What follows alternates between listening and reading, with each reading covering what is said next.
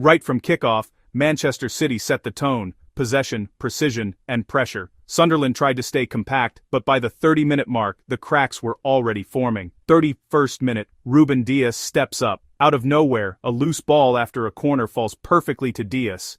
He smashes it through a crowd of bodies. Boom! Keeper frozen. City take the lead. The Etihad roars. You can almost hear the YouTube chat spamming Dias says. Sunderland regroup, but City smell blood. 35th minute. Joško Gvardiol doubles the lead. This time, it's a beautifully rehearsed set piece. Kevin De Bruyne curls in a teasing cross and Gvardiol rises like a warrior, heading it home with absolute authority. 2 goals in 4 minutes and the Sky Blues look unstoppable. The first half ends with Sunderland chasing shadows, City controlling everything, and fans typing GG Sunderland in the comments. Second half, Foden magic. Sunderland begin the half with fresh energy trying to press higher, but City's midfield triangle shuts everything down. Rodri, Bernardo Silva and De Bruyne run the tempo like a trio of maestros. 65th minute, Phil Foden seals the show. This goal, pure artistry. Foden picks up the ball on the edge of the box, glides past 2 defenders and curls a left-footed beauty into the top corner. The stadium erupts. The keeper dives, but it's already too late. You can practically hear the YouTube react voices. Foden is generational. Bro is him. City football is crazy.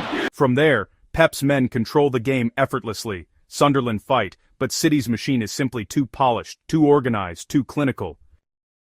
Manchester City walk away with a convincing 3-0 victory, dominated by Ruben Dias, 31, leadership and firepower, Joško Gvardiol, 35, a defensive rock with a striker's header, Phil Foden, 65, the magician sealing the masterpiece. City look ready for another title push, while Sunderland will need to regroup and rethink their defensive structure. If you enjoyed this match analysis, don't forget to like, subscribe, and leave a comment below. Tell me, which goal was your favorite? Game kicked off with intensity, and it didn't take long for the crowd to erupt. Just 13 minutes in, Newcastle struck first, though not the way they planned.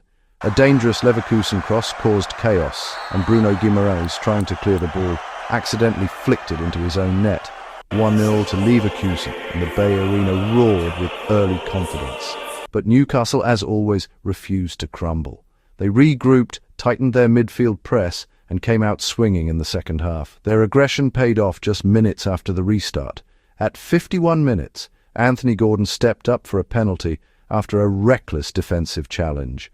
Eyes locked, breath held, Gordon buries it, a clean strike, bottom corner. Newcastle levelled the match, and suddenly momentum swung their way. The Magpies kept pushing, feeding off that fire, and their breakthrough arrived in the 74th minute. Young star Lewis Miley, cool as you like, found space at the edge of the box. With a smooth first touch and a fearless hit, he curled the ball past the keeper to make it 2-1 for Newcastle.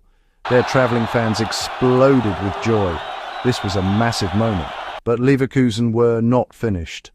Champions League nights are built on late twists, and boy, did we get one. As the match approached its final breaths, Alejandro Grimaldo stepped up like a hero. At 88 minutes, he unleashed a stunning left-footed strike that sliced through the Newcastle defence and bent into the top corner. 2-2, stadium shaking, a highlight reel finish and a deserved equaliser. The final whistle blew with both teams exhausted but proud, knowing they had delivered a thriller worthy of Europe's elite stage. Tactical battles, momentum swings, late drama. This match had everything. If you enjoyed this breakdown, don't forget to like, subscribe, share, and drop a comment below. Your support keeps the channel growing and the football story. Today we dive into the electrifying Champions League clash at John Bridle Stadium, Club Brugge versus Arsenal. The crowd is buzzing, Brugge fans believing tonight could be theirs, but Arsenal came with an agenda, and they were not here to play around. Under the lights in Bruges, it's matchday drama in the Champions League. As the commentator's voice rises, the highlights begin. Arsenal squeezing high, hunting in packs, forcing errors out wide. 25th minute, the press finally pays off. Madueke picks it up on the right. Silky footwork. Noni Madueke strikes first. Arsenal take the lead. A low curling finish, precision and power, triggered press, turnover, Immediate vertical run. Textbook. The away end explodes. Arsenal draw first blood in Bruges. Brugge push for an equalizer, but Arsenal's compact shape shuts lanes and suffocates space.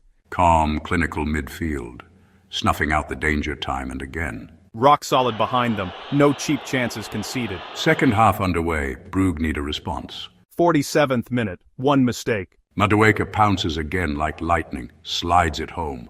That's 2 for Madueke. The Gunners are running the show. Arsenal fans in full voice, belief turning into certainty, confidence coursing through every pass and press. Movements, triangles, transitions, Brugge can't live with the tempo. 56th minute, Arsenal seal the deal. Martinelli makes it 3, a rocket into the top corner. Silence across the stadium, except the traveling Gunners.